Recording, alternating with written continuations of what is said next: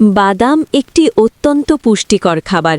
প্রতিদিন অল্প পরিমাণ বাদাম খেলে শরীরের নানা উপকার হয়। বাদামের পুষ্টিগুণ। বাদামে রয়েছে প্রোটিন, স্বাস্থ্যকর ফ্যাট বা good fat, vitamin E, B complex, calcium, magnesium, iron ও অ্যান্টিঅক্সিডেন্ট। বাদাম খাওয়ার উপকারিতা। ১. হার্ট ভালো রাখে। বাদামের ভালো ফ্যাট ও অ্যান্টিঅক্সিডেন্ট কোলেস্টেরল কমায়, হৃদরোগের ঝুঁকি কমে।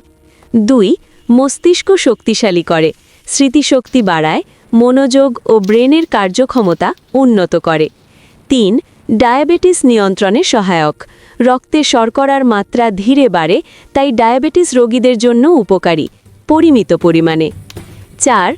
ওজন নিয়ন্ত্রণে সাহায্য করে, বাদাম দ্রুত পেট ভরায়, অপ্রয়োজনীয় খাওয়া কমে। ৫. হাড় ও দাঁত মজবুত করে, ক্যালসিয়াম ও ম্যাগনেসিয়াম হাড় শক্ত রাখে। ৬. ত্বক ও চুল সুন্দর করে, ভিটামিন ই ত্বক উজ্জ্বল করে ও চুল পড়া কমায়। ৭. রোগ প্রতিরোধ ক্ষমতা বাড়ায়, অ্যান্টিঅক্সিডেন্ট শরীরকে বিভিন্ন রোগ থেকে রক্ষা করে। খাওয়ার নিয়ম। প্রতিদিন ৫-৭টি বাদাম যথেষ্ট। ভিজিয়ে খেলে উপকার বেশি, অতিরিক্ত খেলে ওজন ও গ্যাসের সমস্যা হতে পারে।